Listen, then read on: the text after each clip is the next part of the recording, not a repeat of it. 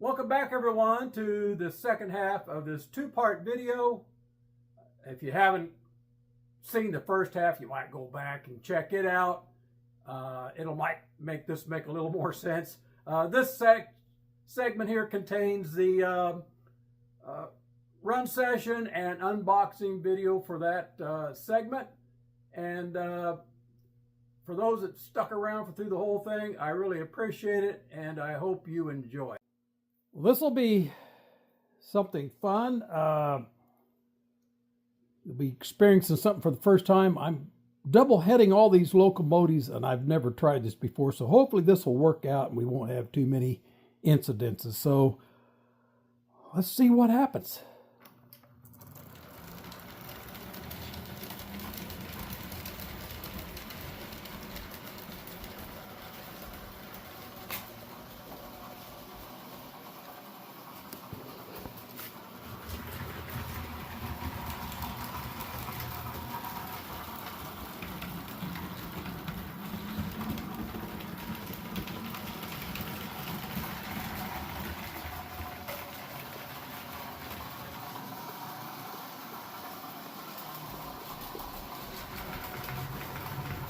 So far, so good.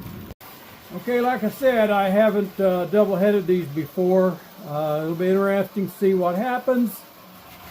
The 1998s up there, they both have reverse units in them, but they always cycle to the next position, so it's not going to be a problem as long as the reverse units are working properly. And I don't have too many concerns on the upper loop here, just because I don't have any sections of track that interruptions, like control track sections or turnouts like I do on the bottom loop here. The little 70 tonners here is going to be a different story altogether, because that front unit has no reverse unit, and the rear unit does. And I don't actually have these connected together with couplers. I just put that one coupler into the front pilot. So I'm not sure how well this is going to work, but we'll keep our fingers crossed and see how it does. Okay, I think we'll start with the Atchison's Peak Santa Fe up here on the upper loop. Yep, that worked. Now the Virginian.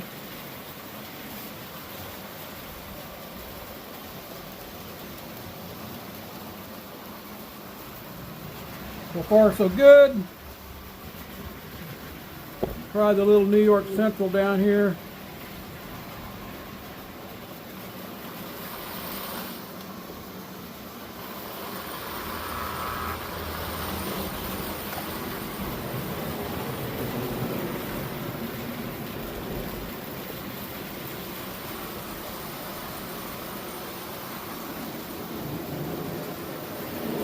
Make sure it makes a lap. Oh yeah. Now we'll try the Milwaukee Road.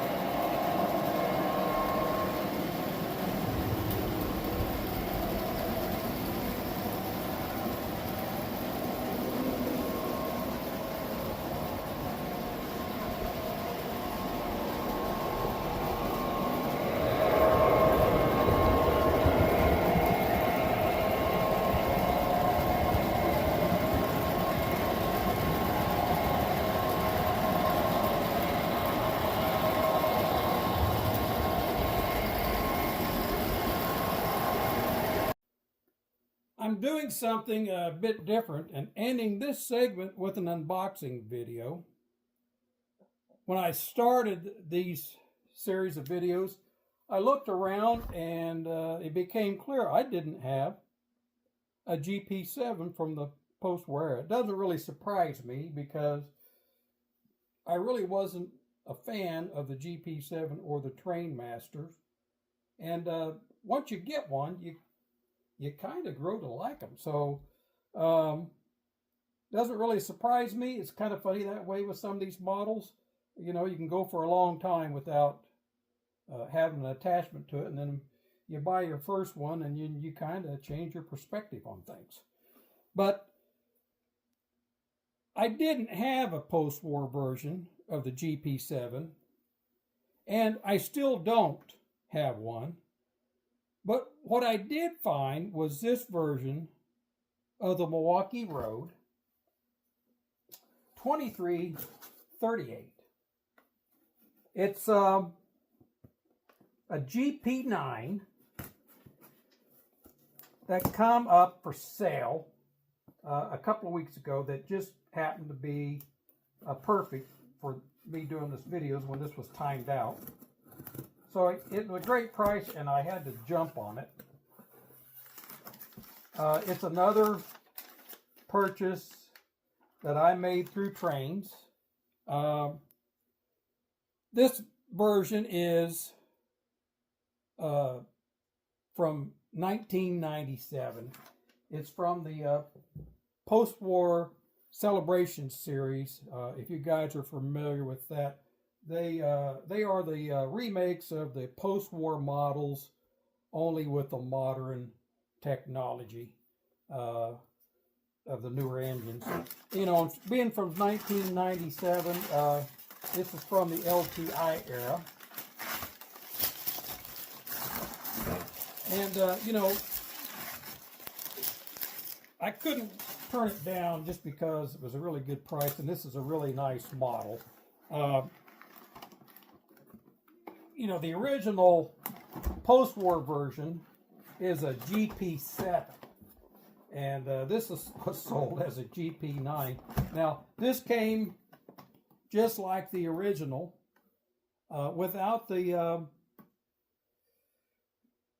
dynamic brake blister on top, and apparently that was caused some issues with the original version, where the buyers were upset that it didn't come with the brake blister. And Lionel apparently produced the blisters, and I think they were available for free at no charge, just because people were complaining about it. But you know, the GP7s, it's kind of believed that the brake blister identifies these as a GP9 versus a GP7, but the GP7s also came with the dynamic brake blister, the real deal.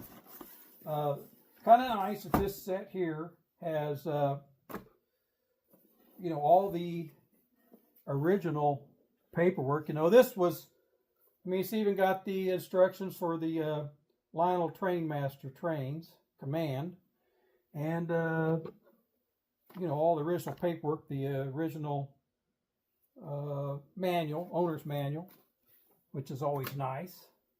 And these came with the TMCC, the Lionel Rail sounds, with the EMD GP sounds. It also had directional lighting. It has a single vertical pull-more motor and magnet traction. And it said that it was lightly used. So, you know, this is really good condition. It's still wrapped nicely. You can see here,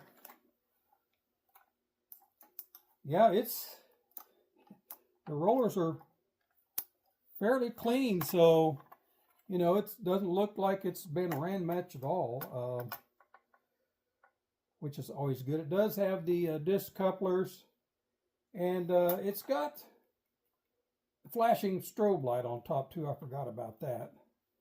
So we'll get this on the layout. It'll be one of the engines we're going to use in this series. And you know, while I was at it, they also had just came up a Lionel Morton Salt hopper car, which I was lucky enough to grab this, and I got this at what I think is a good price. So, and that's always a bonus. And I don't even know that this hopper has been ran much. You guys have seen those. Yeah, it doesn't. It's really hard to tell. Yeah, you can see some. There's some stuff on the wheels. You know, this box is telling me it's from the MPC era. So that was a good find too. So I'm pleased with that. It looks really nice. I've always liked the Morton Salt. It does have opening hatches on the top, with it being a covered hopper.